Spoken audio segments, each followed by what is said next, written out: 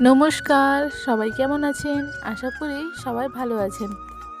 আজকের বিকেলটা ছিল একটু অন্যরকম, বলতে পারেন মজায় ভরা। ঘড়ির কাঁটায় তখন বাজে বিকেলে 4:30। তখন আমি টিউশন ছেড়ে বাড়ি ফিরেছি।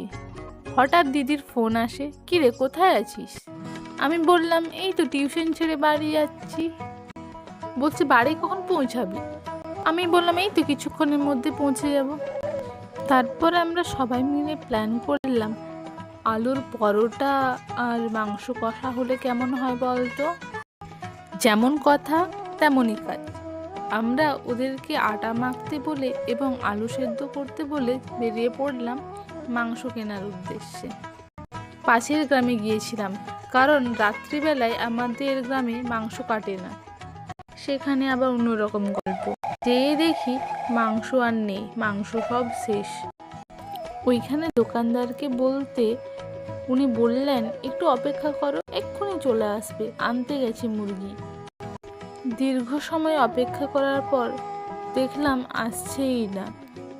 তারপর জিজ্ঞেস করলাম দোকানদারকে, তিনি বললেন কি সমস্যা হয়েছে গাড়িতে, তাই হয়তো আজকে আর আসতে পারবে না। তাই আমি আর জিজু বাড়ি ফিরে আসলাম। এপাশে দেখছি মাংসের সব মশলা করা কমপ্লিট হয়ে গেছে প্রায়।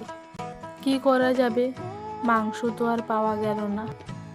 তারপর আমি আমার কাকুকে ফোন করি, কাকু বাইরেই ছিল। কাকুকে বলতে কাকু আরেকটা মাংস দোকানিকে ফোন করলো। তারা বলল হ্যাঁ আমাদের কাছে মাংস আছে। তারপর সেখান থেকে মাংস কিনে নিয়ে আসা হলো। তারপর সবাই মিলে আলুর পরোটা ও মাংস কষা রান্না করতে লেগে পড়লাম। দেখুন তো পরোটা কি সুন্দরভাবে ফুলেছে।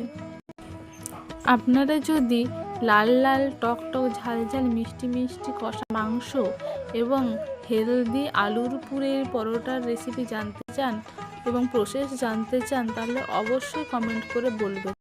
আমার ভিডিও যদি আপনারা ফেসবুক থেকে দেখে থাকেন তাহলে অবশ্যই ফলো করে পাশে থাকবেন এবং ইউটিউব থেকে দেখলে অবশ্যই সাবস্ক্রাইব করবেন। নমস্কার।